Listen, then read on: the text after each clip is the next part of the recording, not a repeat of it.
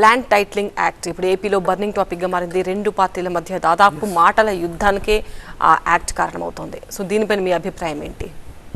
ఇది కొంచెం controversy subject అండి, కానీ సూటిగానే చెప్పాల్సి ఉంటుంది. మేము గత చాలా నెలలుగా ఆంధ్రప్రదేశ్లో అనేక చోట్ల లాయర్లు ఉద్యమాలు చేస్తున్నారు, దీక్షలు చేస్తున్నారు. నేను జేడి లక్ష్మణ్ గారు అందరూ చాలా చోట్లకి వెళ్ళాము. వాళ్ళు సంఘీభావం కూడా ప్రకటించాం. ఎందుకంటే ల్యాండ్ టైటిలింగ్ యాక్ట్ అనేది మరొకసారి చెప్తున్నాను, ఇది ఖచ్చితంగా ఈ రూపేణా కాదు. ఒక కోర్టులను మినహాయించి కింద కోర్టులు మినహాయించి 2 టైర్ వ్యవస్థ పెడతాం కానీ, ఏ అధికారినన్నా మానేసి ఒక వ్యక్తి అన్నా పెడతాం కానీ, అలాగే 3 సంవత్సరాలు 2 సంవత్సరాలు ఇలాంటి 2-3 విషయాలు తప్పించి డెఫినెట్గా ఇలాంటి చట్టం అనేది ఇందులో లోపాలు సవరించే చట్టం అనేది అవసరం అండి.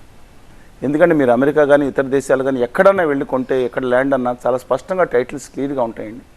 కానీ ఆంధ్రప్రదేశ్లో మీరు చూడండి, అక్కడి నుంచి హైదరాబాద్ వెళ్తే ఇంకా ఇబ్బందికరమైన పరిస్థితులు ఉంటాయి. అందువల్ల ఖచ్చితంగా ఒక నమ్మకంగా ఇప్పుడు మీరు ఆంధ్రప్రదేశ్కి ఒక చోట ల్యాండ్ ఓ ప్రభుత్వ టెంపుల్ ఉన్న ల్యాండ్ని కూడా చేసేయమంటే సర్వే నెంబర్ వేసి చేసే పరిస్థితులు ఉన్నాయండి.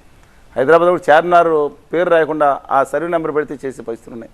గవర్నమెంట్ డబ్బులు తీసుకుని చేసేస్తుంది, జవాబుదారీ లేదు. అందువల్ల డెఫినెట్గా అండ్ ఆ జవాబుదారీతనంతో కూడిన వ్యవస్థ ఖచ్చితంగా రావాల్సిన అవసరం ఉంది. కానీ ఈ విధంగా కాదు అని నా అభిప్రాయం. కానీ ఏమైందంటే ప్రచారం మాత్రం ల్యాండ్ లాగేసుకుంటున్నారని మొత్తం ఇలాగా ఈ కొన్ని ప్రచారాలు జరుగుతూ ఉన్నాయి. అందులో కొంత వాస్తవం, ఎందుకంటే ఎవరైతే ఆఫీసర్ ఉన్నారో ట్రిబ్యునల్ వేసే ఆఫీసరు ఆయన స్థానిక ఎంపీ కానీ ఎమ్మెల్యే కానీ చేతుల్లో ఉంటారనే ఒక ఏదైతే ఉందో అలాంటి చట్టంలో కొన్ని టైట్ చేసుకుని జాగ్రత్తగా చేస్తే కనుక ఆ ఇబ్బంది ఉండకపోవచ్చు.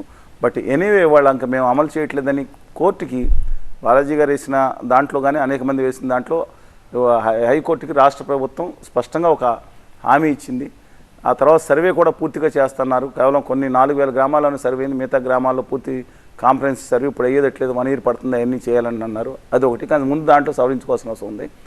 రెండో విషయం ఏంటంటే ఖచ్చితంగా దాన్ని రద్దు చేసినా సరే ఇంకో చట్టం మంచి తీసుకురావాల్సింది. కానీ న్యాయవాదుల యొక్క కోరికలు అనేక ఉన్నాయి, వాళ్ళు స్పష్టంగా చెప్తున్నారు. అది కూడా పరిణలోకి తీసుకోవాల్సి ఉంటుందని నా అభిప్రాయం. కానీ ఎక్స్ట్రీమ్కి వెళ్ళిపోతున్నాయండి అన్నీ. వాళ్ళ ప్రజలకు వాస్తవం చెప్పులు వేసుకుని బయటికి వెళ్ళే లోపల అవాస్తవం తిరిగి రౌండ్ కొట్టించే పరిస్థితి కనపడతా ఉంది. అందువల్ల దాని పరిణలోకి తీసుకోవాలని చెప్పి కోరుతా ఉన్నాను.